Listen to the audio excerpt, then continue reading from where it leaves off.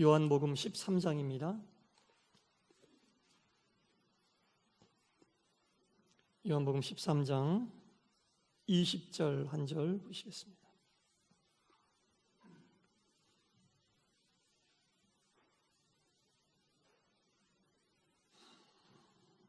요한복음 13장 20절. 한 목소리로 하나님 말씀을 봉독하겠습니다. 시작.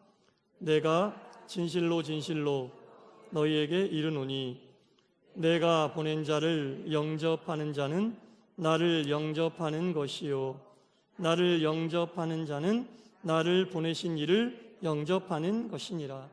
아멘. 할렐루야. 3일 동안 잘들 지내셨어요? 별건 없으셨죠? 다 평안하신 줄 믿습니다.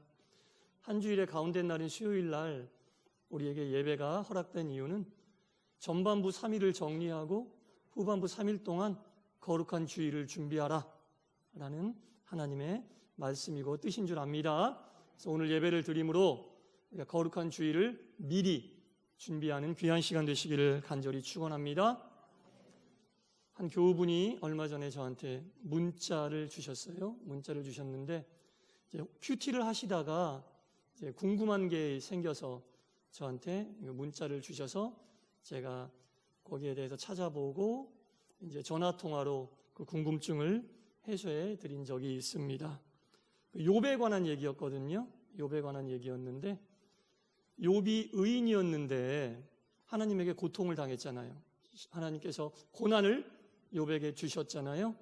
근데 그 욥의 친구들이 와서 욥을 위로하고 욥에게 하나님의 뜻이 이런 것이다라고 자기들이 가지고 있는 생각을 욥에게 이렇게 이야기하는 부분이 있거든요. 첫 번째 엘리바스라고 하는 친구가 있는데 이 친구가 욥에게 와서 고난당하고 있는 그 친구에게 권면을 하는데 야, 너 빨리 왜 회개하지 않냐? 빨리 회개해라. 네가 잘못했으니까 하나님이 너에게 이 고난을 주시는 거 아니냐? 빨리 회개해라. 그렇게 이야기를 하는데 욥은 그 친구의 충고를 받아들여서 회개한 것이 아니라 오히려 탄식하고 더 하나님의 뜻을 찾기에 매달렸다라고 나오는 부분이 있거든요.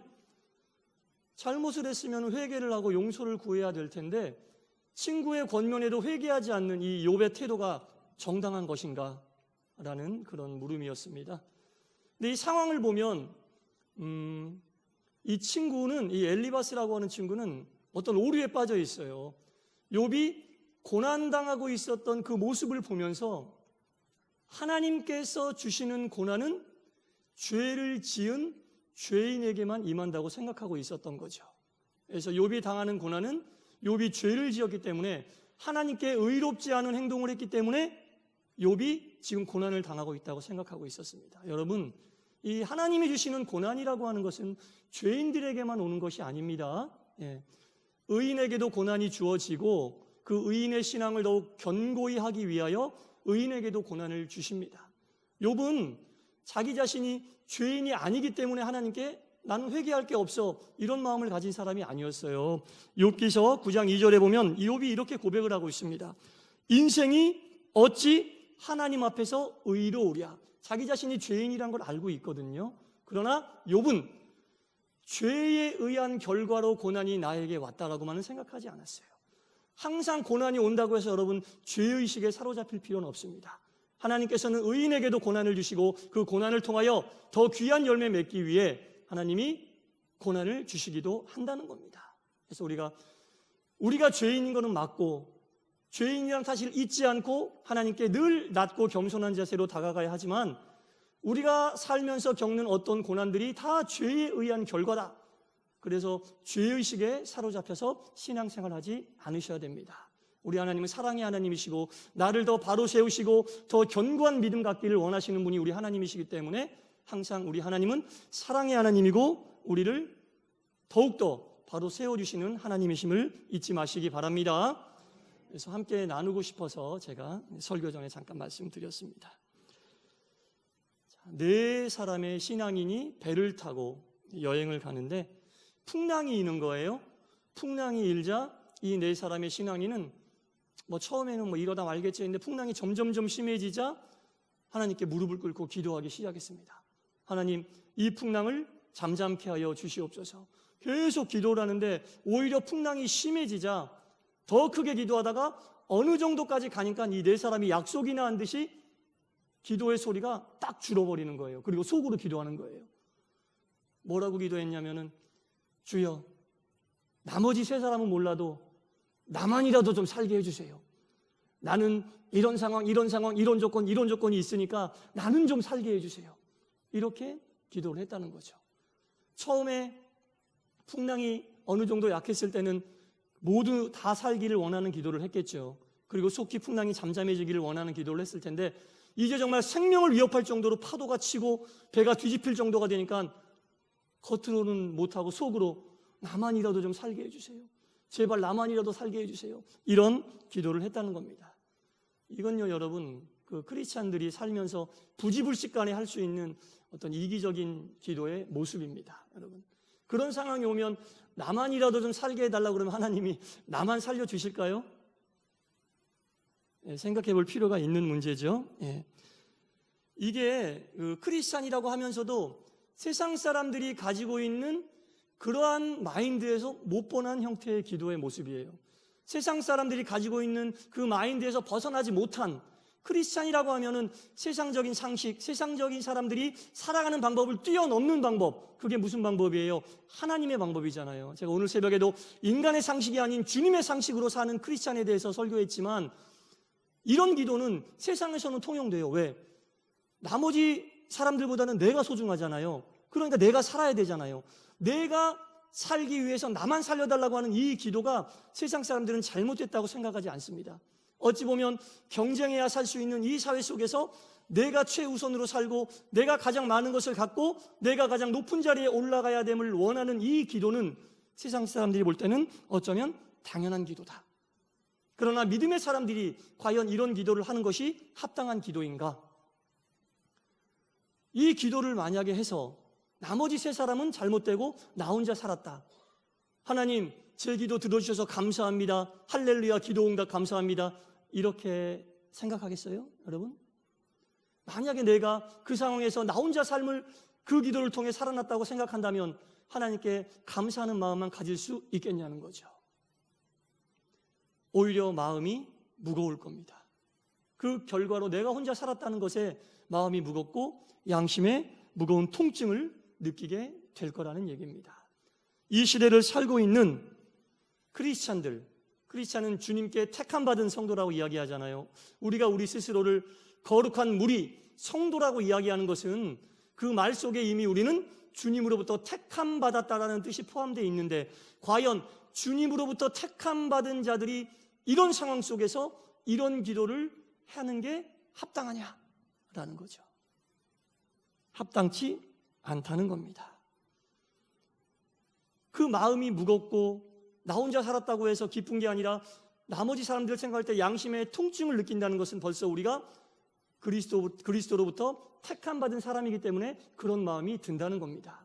이런 기도를 하고도 뒤에 양심의 통증을 느끼지 못하고 마음이 무겁지 않다라면은 디모데전서 4장 2절에 이런 말씀이 나오거든요. 자기 양심에 화인 맞은 자라는 표현이 나옵니다. 예수 그리스도를 믿고도 우리가 이러한 상황 속에서 기도를 통해 다른 사람들을 짓밟고 누르고 내 것을 취하기 위하여 불의와 위법을 자행하면서도 내가 원하는 것을 얻기만 하면 된다는 마음을 가지고 그런 기도를 할 수도 있겠지만, 그 기도를 한 후에도 양심의 통증을 느끼지 못하고 어떤 결과물을 갖고 오히려 기뻐하고 내가 뭔가를 얻었다는 그 기쁨에 도취하게 된다면, 성경에 나와 있는 표현으로 보면 양심에 화인 맞았다라고 이야기하고 있습니다. 양심에 화인 맞았다는 게 뭐냐면 인두로 살을 찢어서 어떤 표시를 하게 되는 건데, 옛날에 노예 상인들이 노예를 사게 되면 자기네 재산이라고 표시하기 위해 인두에 그 표시를 해서 이런 데나 어떤 몸에 등에나 표시를 했다라는 거죠. 그러면 그 상처 부위가 시간이 지나면 딱딱해진대요.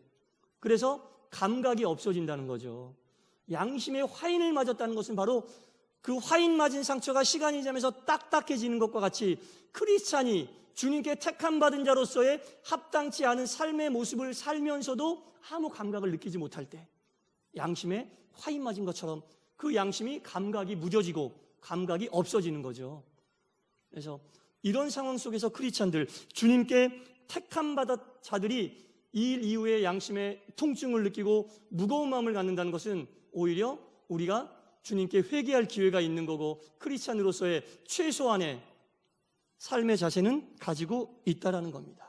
그래서 그런 실수를 할 수는 있지만, 그런 기도를 할 수는 있지만 속히 양심의 통증과 무게를 느끼고 우리가 주님께 회개해야 하는 것이 크리스찬의 삶의 모습이라는 거죠.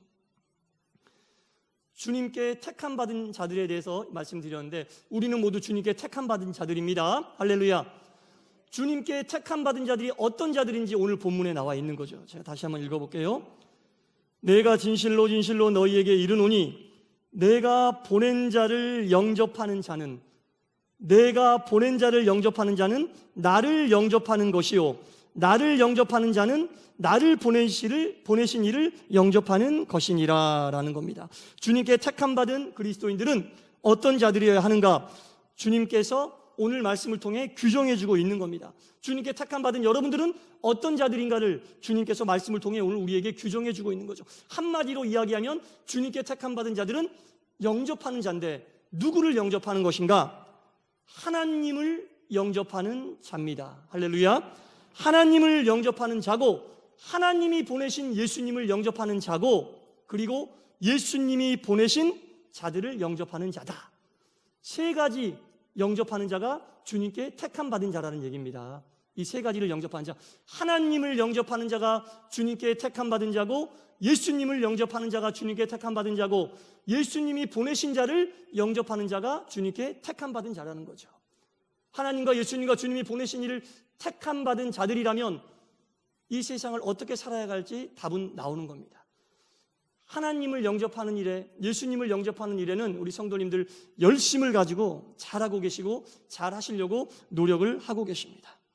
그렇다면 세 번째, 주님이 보내신 자를 영접하는 자가 택함받은 자라는 건데, 주님이 보내신 자는 과연 누구를 이야기하는 겁니까?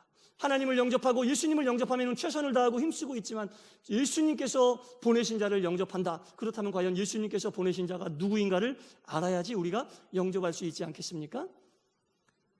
마태복음 24장 14절에 보면 이 천국 복음이 모든 민족에게 증거되기를 원한다고 나와 있습니다. 모든 민족에게.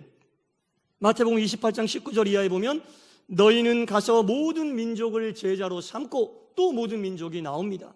사도행전 1장 8절에 사마리아와 땅끝까지 이르러 내 증인이 되라. 모든 민족과 사마리아 땅끝까지 이르러 증인이 된다. 우리 예수님께서는 모든 민족을 우리를 위하여 보내신 자라고 우리에게 말씀하고 있습니다. 우리가 영접해야 될 대상, 하나님과 예수님과 함께 우리가 영접해야 될 대상을 모든 민족이라고 우리에게 알려주고 있습니다. 우리가 영접해야 될 대상, 모든 민족은 누구를 얘기합니까? 우리 곁에서 우리가 늘 접할 수 있는 사람, 접할 가능성이 있는 사람을 이야기하는 겁니다. 우리는 이 사람들을 우리 예수님께서 우리를 위하여 보내신 사람이라고 여기고, 하나님과 예수님을 영접하듯이 이들을 영접해야만 주님의 택한 자로서의 삶을 살 수 있다는 겁니다. 처음에 말씀드렸던 그 예화 속에서 이 네 사람들이 다른 세 사람들을 주님이 나를 위해 보내신 자로 여기고 그들을 영접하려고 마음을 먹었다면 그런 기도는 할 수 없었겠죠. 다 같이 살기를 원하고 합심해서 기도했겠죠. 다른 어떤 상황 속에서도 나와 함께하고 있는 사람들을 주님이 나를 위하여 내가 영접해야 될 사람으로 여긴다면 그런 기도는 할 수 없다는 겁니다. 아침부터 저녁까지 만나는 모든 사람들을 주님이 보내신 자로 알고 그들을 영접한다면 정말 성숙한 그리스도인의 삶의 모습이 될 겁니다. 우리가 만나는 모든 사람들이 다 주님이 나를 위해 보낸 사람들이다라는 생각을 가지고 산다는 거죠. 그러한 우리의 모습과 생각과 그 뜻이 바로 우리의 인격이 되고 우리의 신앙에 표출된 모습이 된다는 겁니다. 하나님을 영접하고 예수님을 영접한 일에 최선을 다하면서 우리 주변에서 나를 위하여 주님이 보낸 사람들을 영접하지 않는다면 정말 주님께 택한 받은 그 세 가지 중에 한 가지가 빠져버리게 된다는 겁니다. 그럼 우리가 그분들을 어떻게 영접해야 됩니까? 영접이란 첫 번째로 그분들을 받아들이는 겁니다. 그분들을 수용해야 된다는 겁니다. 그분들이 하고 있는 생각과 그분들이 하고 있는 말과 그분들의 뜻을 존중해 줘야 됩니다. 물론 반대되는 의견이 있을 수 있지만 존중은 해야 된다는 겁니다. 그분들을 우리가 수용해야 한다는 겁니다. 그런데 수용해서 한 걸음 더 나가면 이 영접의 의미가 좀 더 세지는데 그분들을 감당해내야 한다는 뜻까지 이 영접의 의미가 확산이 될 수 있습니다. 마태복음 8장 16절 17절에 보면 이런 말씀이 나옵니다. 저물매 사람들이 귀신 들린 자를 많이 데리고 예수께 오거늘 예수께서 말씀으로 귀신을 쫓아내시고 병든 자를 다 고치시니 이는 선지자 이사야로 하신 말씀에 우리 연약한 것을 친히 담당하시고 병을 짊어지셨도다. 우리의 연약함을 친히 담당하시고 병을 짊어지셨다고 얘기 나옵니다. 우리가 만나는 모든 사람들을 우리가 영접한다는 것은 예수님을 만나는 사람들의 병을 친히 본인이 담당하시고 짊어지셨던 것처럼 우리도 우리가 만나는 모든 사람들을 수용하고 받아들이는 것을 뛰어넘어 그들을 담당할 수 있는 수준에까지 가면 우리가 우리 주변에 있는 사람들을 온전히 영접한다는 겁니다. 이 영접한다라는 이 단어는 람바노라고 하는 단어인데 이 말은 상대방을 있는 그대로의 모습으로 존중하고 거기를 뛰어넘어 그 사람의 부족함을 적극적으로 우리가 채워준다라는 의미를 가지고 있습니다. 그래서 우리 주변에 우리와 함께하고 있는 가족들, 부모 자식 간, 형제자매들, 주변에 있는 많은 사람들의 부족한 부분까지 보고 그것들을 채워줄 때 우리는 진정으로 이 영접하는 사람이 된다는 겁니다. 이 모든 사람들이 주님이 나를 위하여 보낸 사람이라고 여기고 그분들을 채워주기 위하여 그분들의 연약함을 붙잡아주기 위하여 힘쓰고 애쓰고 수고하며 노력할 때 주님께서 우리를 보실 때 과연 너는 내가 택한 자다. 하나님을 열심히 영접하고 예수님을 열심히 영접하고 주변 사람들을 이렇게 열심히 영접하니 너야말로 내가 바로 택한 자다라는 말씀을 주님께 들을 수 있다는 겁니다. 우리가 택함받은 그리스도인으로 산다는 것은 주님께서 이미 이러한 마음을 우리에게 주셨어요. 이렇게 영접할 수 있는 마음을 이미 우리에게 주셨다는 겁니다. 그러나 우리가 세상 나가 살면서 많은 사람들과 섞여 살 때에 이 주님께서 주신 마음을 온전히 사용하지 못한다는 거죠. 세상의 많은 것들로 인하여 그들과 함께 섞여 살다 보니까 이 거룩한 마음이 흔들려 버리게 되는 거죠. 그러니까 우리가 더욱더 이 마음을 지키기 위하여 힘써야 된다는 말이 나오는 거죠. 여러분, 그리스도인의 진정 갈 길이 무엇이고 취해야 할 행동이 무엇인지 늘 생각하며 살아야 한다는 겁니다. 우리 주님께서 우리에게 정말로 원하시는 것은 이 진리가 우리의 마음속에 늘 거하기를 원하시고 이것이 성도의 삶을 통해 표출되어지기를 원하고 계신다는 겁니다. 매일매일 만나는 사람들과 어떻게 관계 맺으며 살아야 할 것인가? 두 가지 형태로 그 모습이 나타날 수 있다는 거죠. 모든 사람을 영접하는 진리가 우리 가운데 있어 그것을 행동으로 표할 때 정말로 기쁨의 삶이고 하나님께 영광 돌리는 택함받은 자로서의 삶인데 그것을 가지고 있으면서도 우리가 온전히 사용하지 못하고 내 감정대로 내 욕망대로 사람들을 대하면 끝에 남는 것은 괴로운 우리의 심정밖에는 없다는 겁니다. 주님께 택함받은 자들은 지금 내가 걷고 있는 이 길이 지금 내가 행하고 있는 이 행동들이 정말로 내가 주님이 보내신 자를 영접하는 길인지 늘 생각하고 고민하면서 살게 되는 겁니다. 내 가족들로부터 시작해서 내가 매일매일 만나는 모든 사람에 이르기까지 상대방의 연약함을 감당하는 우리 모두가 될 수 있기를 간절히 바랍니다.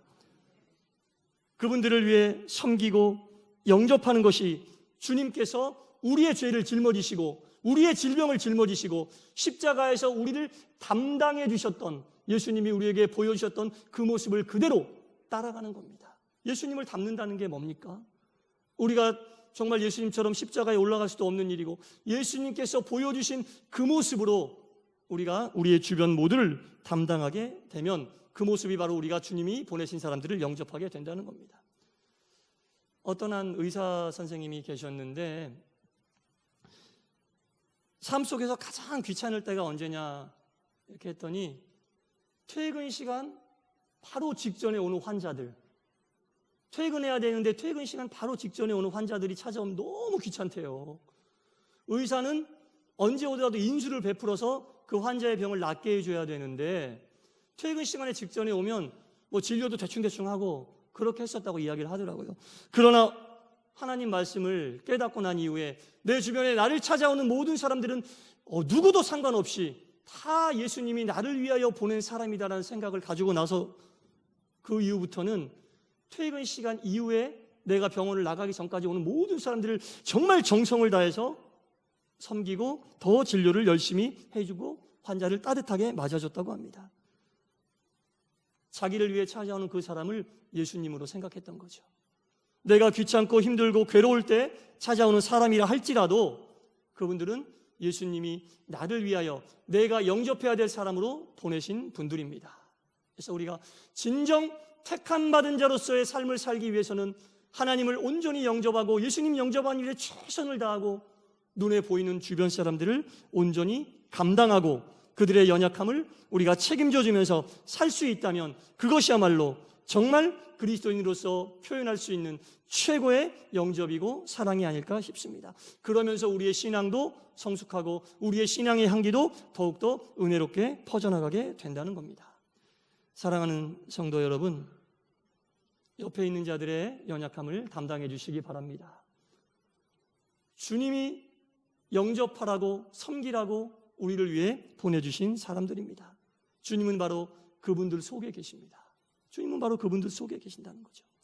나를 보낸 자를 영접하는 자는 나를 영접하는 것이요 나를 영접하는 자는 나를 보내신 이를 영접하는 것이니라. 아멘. 기도하겠습니다. 주여, 우리는 주님께서 택하신 자들입니다. 우리 예수님께서 택하신 자들은 영접해야 하는데 먼저 하나님을 영접하고 예수님을 영접하고 예수님께서 보내신 내 주변에 있는 사람들을 영접하는 것이 주님께서 택하신 자들이 해야 될 일이라고 말씀하셨습니다. 하나님 아버지, 아내의 연약함을 담당하는 남편이 되게 하시고 남편의 연약함을 담당하는 아내가 되게 도와주시옵소서. 부모의 연약함을 담당하며 자식의 연약함을 담당하는 그리스도인들이 되게 하여 주옵소서. 우리의 일터에서, 자동차 속에서, 길 위에서 내가 만나고 접하는 모든 사람들의 연약함을 온전히 담당하여 영접하는 자가 되게 하여 주옵소서. 그리하여 나의 삶이 날마다 길이요 진리요 생명 되시는 우리 예수 그리스도를 영접하며 살아가는 능력의 삶을 살게 하시고 나의 영접의 삶을 통해 주님의 참 생명과 주님의 참 사랑과 주님의 정의가 이 땅 위에 전해지게 하여 주옵소서. 그 같은 삶을 통해 그리스도 안에서 진리 안에서 예수님께서 알려주신 그 삶의 의미를 깨닫고 그대로 살아가며 하나님 보시기에 합당한 모습으로 영광 돌리게 하실 줄 믿습니다. 예수님 이름으로 기도드리옵나이다. 아멘.